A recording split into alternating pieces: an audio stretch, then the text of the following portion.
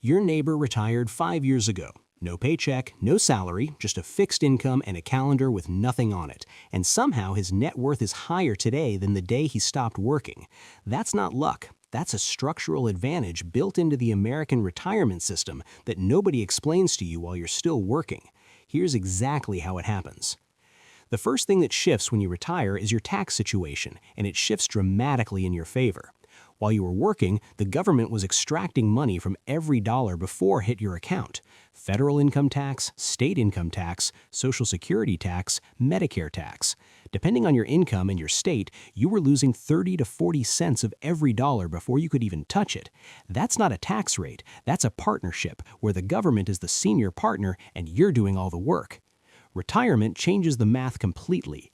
Your taxable income drops because you're no longer earning a salary. Instead, you're pulling from a mix of sources, each taxed differently. Here's a concrete example. Say you're pulling $60,000 a year in retirement.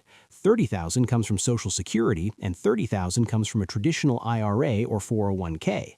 The government only taxes about 85% of Social Security benefits for most retirees, so instead of $30,000 being taxed from that source, you're looking at roughly $25,500. Add in the $30,000 IRA withdrawal, and your gross taxable income before deductions is around $55,500. Then the standard deduction kicks in. If you're over 65, that's roughly $15,700 for a single filer. Your actual taxable income drops to under $40,000. You spent $60,000, you're being taxed on $40,000. That gap is the tax advantage nobody talks about when they're telling you to save for retirement. And if part of your retirement income comes from a Roth account, those withdrawals are completely tax-free. A married couple pulling strategically from a Roth, a traditional IRA, and Social Security can keep their taxable income low enough to stay in the 12% bracket on income they're using to fund a comfortable retirement. The same household was probably in the 22 or 24% bracket while working. That's a 10 to 12 percentage point difference on every dollar. Over a $70,000 annual withdrawal for 25 years of retirement, that spread is worth hundreds of thousands of dollars in kept money. The second shift is your expense structure, and it collapses faster than most people expect. Think about what working actually costs you. Commuting. If you're driving, that's gas, wear on your car, insurance at higher mileage, parking. The average American spends around $10,000 a year tied directly to getting to and from work. That number largely disappears in retirement. You're not making the same trips anymore. Work clothes. Depending on your profession, maintaining a professional wardrobe is an ongoing cost. Suits, dress shirts, dry cleaning, shoes that can double as hiking gear, gone. Lunches and coffee. The average worker spends between $2,500 and $3,500 a year eating and drinking near the office. When you control your own time, you eat at home. You make your own coffee. You stop paying the convenience premium that comes with being time poor. Then there are the bigger structural changes. Most people who retire in their mid-60s have paid off their mortgage or close to it. The single largest monthly expense in most American households disappears or shrinks to property taxes and maintenance. Your kids are grown, educated, and out of the house. The financial drain of dependent children, which can easily run $15,000 to $25,000 per child per year when you factor in everything, is over. Here's one that catches people off guard. When you were working, you paid for convenience constantly. You outsourced tasks because you were out of time. Lawn service, house cleaning, meal delivery, hiring contractors for things you could do yourself. Time-poor people pay a premium to buy back hours. When you retire, you have hours to spare. You start doing those things yourself. That's not poverty, that's choosing to use your time instead of your money. The average retiree sees their monthly expenses drop 25 to 35% compared to their working years without making any dramatic lifestyle sacrifices. The third factor is the one that actually makes retirement a wealth-building phase instead of just a wealth-spending phase. Compound interest doesn't stop at 65. Most people understand compound growth conceptually, but they've only ever experienced the early, slow part of the curve. The first decade of investing $500 a month at 7% returns, you end the year with about $6,200. Your actual investment return for the year was $200. You sacrificed a year of discipline for the equivalent of one slightly nicer dinner. What most people miss is that by the time they retire at 65 with a meaningful portfolio, they've crossed the inflection point. They've spent 30 or 40 years building the snowball. The ball is now enormous. A $700,000 portfolio compounding at 7% annually generates $49,000 per year in growth. A $1 million portfolio generates $70,000. A $1.5 million portfolio generates $105,000 a year in growth. The critical insight here is that if your annual withdrawal is less than your portfolio's annual growth, your balance actually increases year over year, even as you're spending from it. This is not a rare scenario. It's what happens when retirees follow the 4% withdrawal rule, which was specifically designed around this dynamic. The rule says you can withdraw 4% of your portfolio annually and maintain a high statistical probability that your money lasts 30 years. For a $1 million portfolio, that's $40,000 a year. A $1 million portfolio generating 7% annual growth is producing $70,000. You're withdrawing $40,000. The portfolio grows by $30,000 net after your withdrawal. You spent money and your account balance went up. That's the mechanism. Most retirees don't fully understand they've crossed into this phase until they're watching their statements in disbelief 2 or 3 years into retirement. The fourth factor is Social Security, and it functions as a portfolio protector in a way that almost nobody frames correctly. The average Social Security benefit as of 2026 is around $1,800 a month for an individual. A married couple where both spouses worked can expect combined benefits averaging $3,400 to $4,000 a month, or roughly $40,000 to $48,000 a year. That's guaranteed, inflation-adjusted income for life. Here's why that matters for your portfolio. Every dollar Social Security covers is a dollar your investment accounts don't have to provide. If you need $70,000 a year to live and Social Security covers $48,000, your portfolio only needs to generate $22,000. On a $700,000 portfolio, that's a 3.1% withdrawal rate, well below the 4% threshold, which means more money stays invested, compounding, growing. Your portfolio isn't depleting, it's barely being touched. The inflation adjustment is the piece people underestimate most. Social Security cost of living adjustments are tied to the Consumer Price Index. In years of high inflation, your benefit increases automatically. In 2022, benefits increased 5.9%. In 2023, 8.7%. Your savings account doesn't do that. Your bond portfolio doesn't do that automatically. Social Security is inflation insurance that most people already paid for over their entire working career, and they discounted completely because it's government administered and everyone has been telling them it's going away since 1990.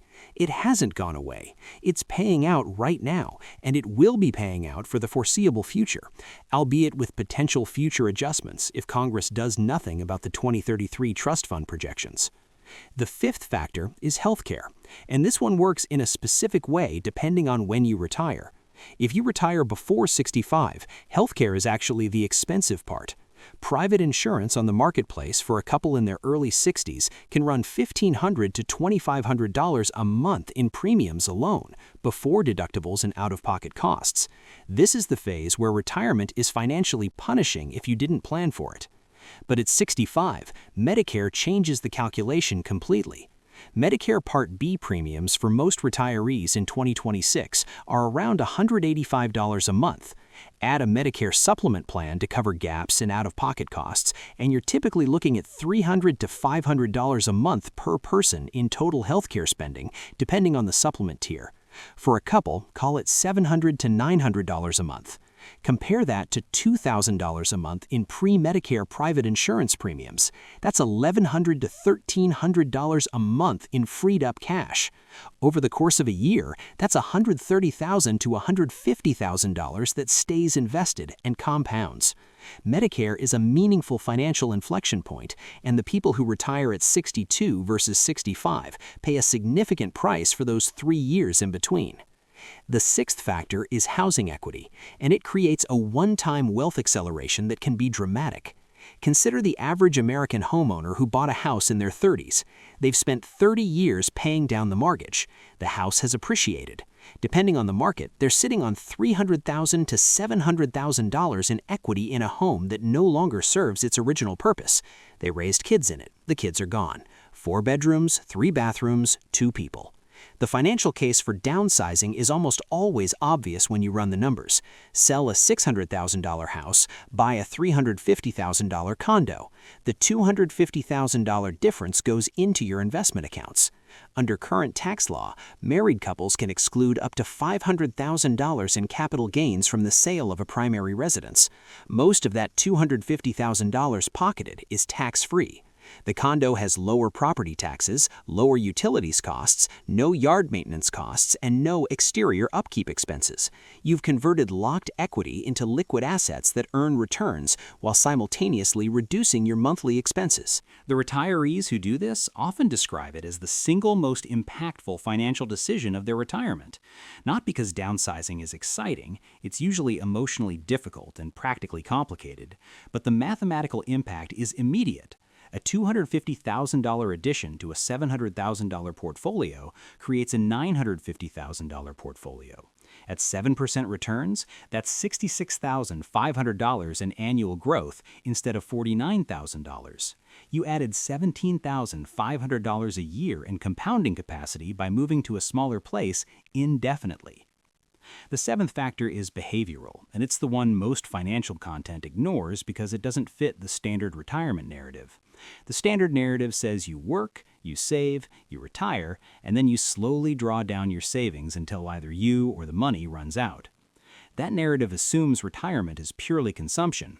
In reality, a large percentage of retirees generate income during retirement, not because they have to, but because they want to, and because they can do it on their terms. Consulting in your prior field is the most common version. A person who spent 30 years in accounting, engineering, law, medicine, or technology has built expertise that companies will pay for on a project basis. 3 days a week, no commute, no office politics, no mandatory meetings at 7 a.m., just the work itself at a rate that reflects years of experience. Billing $150 an hour for 15 hours a week is $2,340 a week, or about $9,000 a month, or over $100,000 a year if you do it full-time during a busy stretch. Even doing it at a fraction of that pace, say 5 hours a week, generates $39,000 a year in income that doesn't come from your portfolio. That income does something psychologically as important as it does financially. It means you're not drawing down your savings. Your portfolio is sitting there compounding while you earn enough from consulting to cover discretionary expenses. Some retirees go years without touching their retirement accounts, simply because part-time work and Social Security cover everything they need. During those years, their portfolio grows uninhibited. The 8th factor is inheritance and financial windfalls, and while it's the least predictable of the 8, statistically it's real. The greatest intergenerational transfer of wealth in American history is currently underway. Estimates suggest somewhere between $84 trillion and $130 trillion will transfer from the baby boomer generation to their heirs over the next 2 decades. The average American receives their inheritance in their late 50s or early 60s, which is exactly the window around retirement. For a retiree receiving a $150,000 inheritance when they're 65 and their portfolio is at $800,000, that's an 18.75% immediate jump in their invested assets. The compounding effect of that on a 20-year retirement is significant. A $150,000 addition to a portfolio at 7% compounds to about $580,000 over 20 years. The inheritance didn't just give them $150,000, it gave them, in compound terms, nearly $600,000 in additional retirement purchasing power. Beyond inheritance, retirees are often in the phase where long-term holdings mature. Real estate purchased decades ago gets sold, stock options that vested over long careers finally get exercised, insurance settlements, legal settlements, deferred compensation plans, all of these tend to surface in the retirement years because that's when people finally have the time and the mental bandwidth to deal with them. Here's what the data looks like when you put all 8 factors together. A retiree with $1 million in savings, a paid-off home, and average Social Security benefits is in the following position. Their portfolio generates roughly $70,000 a year in growth at 7% returns. Their Social Security covers $24,000 a year. Their withdrawal rate, assuming they need $65,000 annually, is 4.1%. Their portfolio is essentially flat year over year, while Social Security supplements. Their monthly expenses are 25 to 35% lower than during their working years. Their effective tax rate on income is in the 10 to 12% range compared to 22 to 24% while working. They have no mortgage, no dependent children, no commuting costs, no work clothes expenses. This person is not drawing down their wealth. They're maintaining it or slowly growing it. Add even modest part-time consulting income of $20,000 a year, and their withdrawal rate drops to 2.8%. The portfolio is now growing by roughly $42,000 a year net of withdrawals. They're getting richer. This is not an accident, and it's not luck. It is the compounding result of every good decision they made during their working years, arriving simultaneously in retirement. The math that felt abstract when they were 35 becomes extremely concrete when they're watching their account statements every quarter.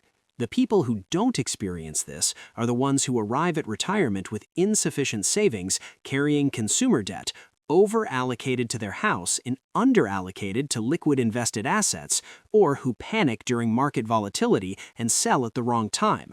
That last one destroys more retirement outcomes than almost any other single factor.